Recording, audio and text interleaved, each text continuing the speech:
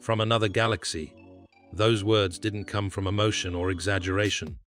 They came a coach who had just spent 90 minutes watching an 18-year-old do things that could not be planned for, prepared against, or fully understood. Because when Lamine Yamal touched the ball at Camp Nou that night, football stopped behaving the way it normally does. Great players usually announce themselves slowly.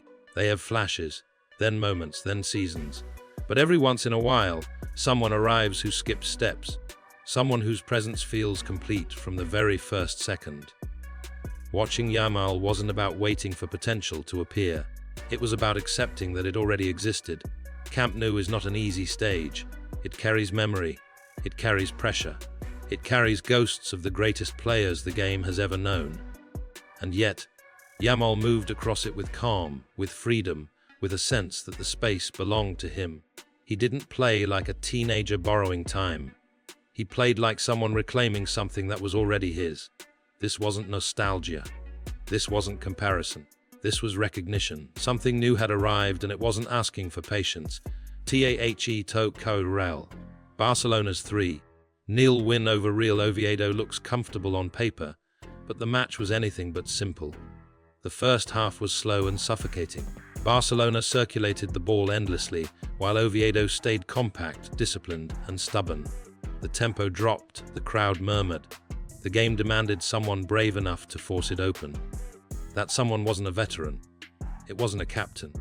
It was an 18-year-old who understood that matches aren't always decided by brilliance, sometimes they're decided by intent.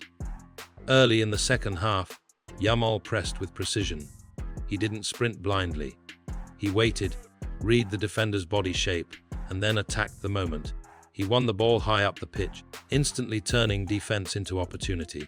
Seconds later, Dani Olmo finished the move. The goal felt like release, but its origin was far more important than its execution. Hansi Flick recognized that immediately. He spoke not about finishing or tactics, but about mentality. He said what Yamal did before the goal mattered more than the goal itself. That statement revealed trust. It revealed responsibility. It revealed how highly Barcelona already rate the teenagers' understanding of the game. When Rafinha scored the second goal, the match began to drift away from Oviedo, but Yamal wasn't interested in drifting. In the 72nd minute, Dani Olmo delivered a cross into the box. Most players would rush. Yamal didn't. He adjusted his body, measured the space, and launched into an overhead kick that felt unreal in its execution. It was clean, controlled, and absolute. The stadium didn't just celebrate, it recognized something. After the final whistle, Oviedo's coach didn't reach for excuses or explanations. He didn't analyze mistakes. He said one sentence: "We are talking about a player from another galaxy." And in doing so, he admitted something football rarely does. Sometimes there is no answer. The numbers support the feeling. Yamal dominated the match statistically, leading in touches inside the opposition box, creating multiple chances, engaging in duels, and pressing relentlessly from start to finish. In La Liga this season, he has 8 goals and 8 assists. Only Kylian Mbappé has contributed more directly to goals. Across Europe's top 5 leagues, only the elite operate in that space. But statistics don't capture hesitation. They don't capture the way defenders back away before Yamal even accelerates, or the way space appears simply because opponents are afraid of being isolated. That fear doesn't come from pace alone or skill alone. It comes from unpredictability, from intelligence, from calm. Yamal doesn't play fast because he has to. He plays fast because he chooses to. And when he slows down, it's deliberate. That control is what makes him different. T.E. McKinney of Lamine Yamal. Lamine Yamal was born on July 13, 2007 in Esplugues de Llobregat, just outside Barcelona.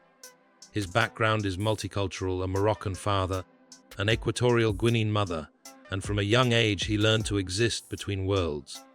That balance, that adaptability, would later become visible in his football. At 7 years old, he joined La Masia, not as the loudest talent, not as the biggest, but as one of the smartest. Coaches noticed his understanding of space, his timing, and his composure long before the spotlight arrived. At 15, he became the youngest player in Barcelona's history. At 16, he contributed to a La Liga title. At 17, he played in the European Championship final, assisting the opening goal and becoming the youngest player ever to feature in a major international final. When the tournament ended, he wasn't praised for promise. He was named Young Player of the Tournament for performance. Off the pitch, he remains protected and grounded. He is still in school, still surrounded by family, a UNICEF ambassador who speaks openly about humility. He wears number 19 as a sign of respect to Lionel Messi, not as an attempt to replace him. Comparisons follow him everywhere, but his calm suggests he isn't chasing anyone's shadow. Barcelona understand the responsibility they carry with Lamine Yamal, a contract until 2026, a €1 billion release clause. Europe is watching closely, but Barcelona are not distracted, they are building. 10 straight home league wins, a high-intensity system under Hansi Flick, a new generation rising together. Yamal, Cubas Furman. This isn't about remembering the past, it's about redefining the present. Lamine Yamal is not a project. He is not a long-term plan. He is already deciding matches, already shaping outcomes, already changing the emotional temperature of a stadium. This isn't about what he might become one day. It's about what he already is.